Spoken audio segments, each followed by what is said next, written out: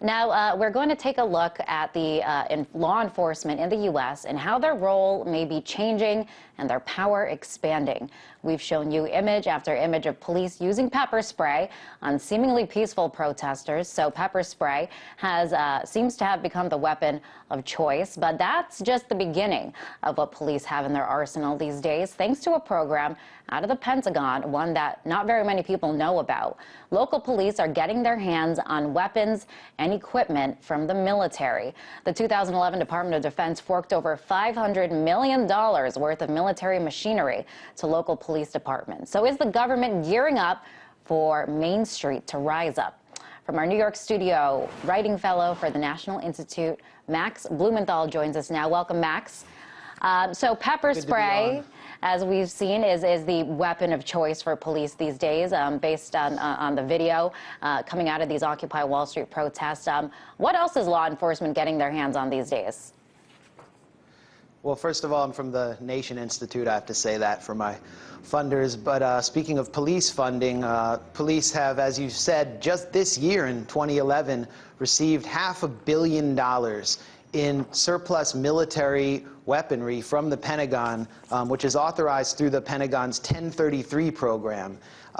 During the late 70s, Congress passed legislation called Posse Comitatus, barring the military from operating on American soil. And in the early 80s, there was an effort to circumvent that in Congress by arming police with military-grade weaponry. And now we're seeing that play out in the streets. People in the inner city in the U.S. have been experiencing this since the 80s, and now middle-class Americans in the Occupy movement are facing not only pepper spray, but things like the LRAD sound cannon, the long-range acoustic device, which can blast your cranium with 140 decibels, shaking your skull so hard even earplugs won't stop it. And as I reported for Al Akhbar English, this weapon has been tested on Palestinians in the occupied West Bank by the Israeli army.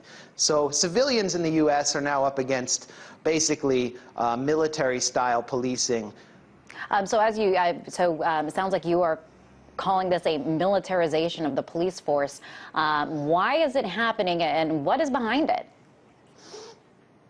Well, it's been happening since the war on drugs, and what's behind it is a mentality among our police forces, our local police, that views common civilians, protesters, and common criminals, or as common criminals.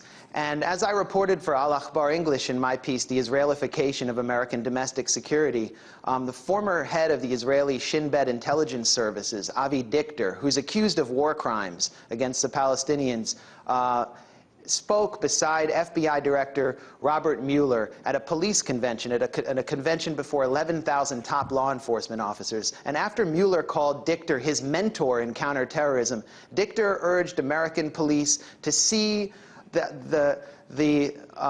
to view their opponents, those they seek to arrest, as crimi-terrorists. In other words, to blur the line between common criminals and terrorists. So what we're seeing is not only a legal blurring of the lines between criminals, terrorists, and protesters, but something in the mindset of American policing and in their training, in which the civilian population is viewed as a hostile and menacing force that can be acted against with military-grade weaponry. But why are we seeing this attempt to crack down on everyday civilians? Why are we seeing this overwhelming police response to peaceful protesters? Almost, I mean, you're calling it like this military reaction. It's almost as if we're in a war zone and they're responding to terrorist threats.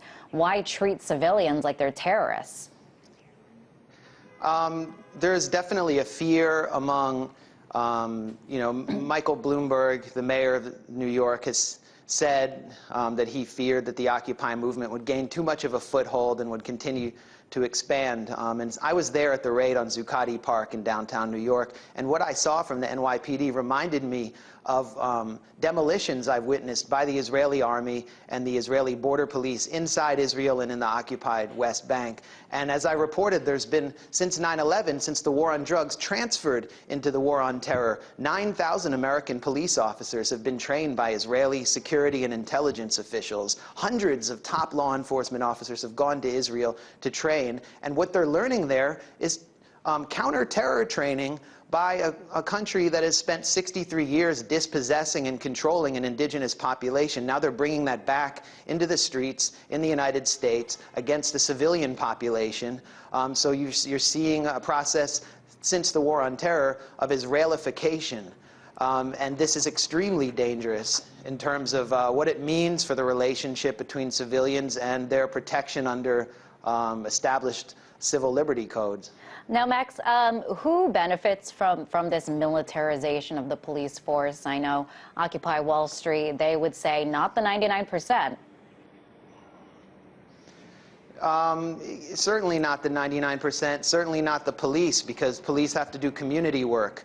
And what we've seen is a counter-terror creep in our local police forces through a program called JTTF, or the Joint Terrorism Task Force, where the FBI and even the CIA are able to come in and dictate to local police forces how they can treat, monitor, and spy on local populations. The NYPD, as I reported and as the Associated Press reported, has set up what it calls a demographics unit. And this is following Police Commissioner Ray Kelly's several trips to Israel, where they've monitored virtually all areas of Muslim life in the United States.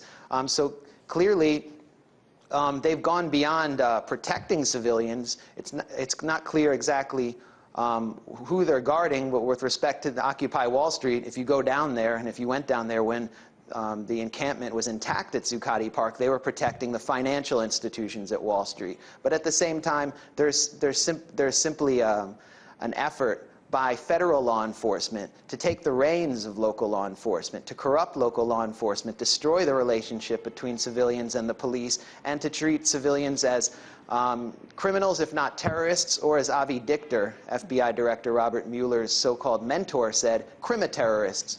I want to ask you, because in some ways it doesn't really make sense. We've pointed out on RT before that these police officers, they're part of the 99%. So why are they engaging in these hostilities against their neighbors, their friends, their community?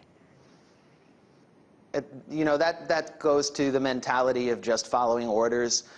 I've seen chants during Occupy Wall Street demonstrations at the police asking them to join the protesters, and that's simply impossible and disregards the position that police are put in. They're basically working people. So what this really goes to, and what I'm trying to show through my reporting, is the mentality of federal law enforcement leaders like FBI Director Robert Mueller and Ray Kelly, who has bragged that he has a weapon that can shoot down a combat jet, of militarizing their police forces and putting police officers who are working people, who are members of local communities, in impossible positions where they have to treat their neighbors as criminals and terrorists or crimi-terrorists. And this demographics unit that I mentioned that the NYPD has set up. And by the way, the NYPD refuses to disclose, the CIA refuses to disclose the name of the former CIA Middle East station chief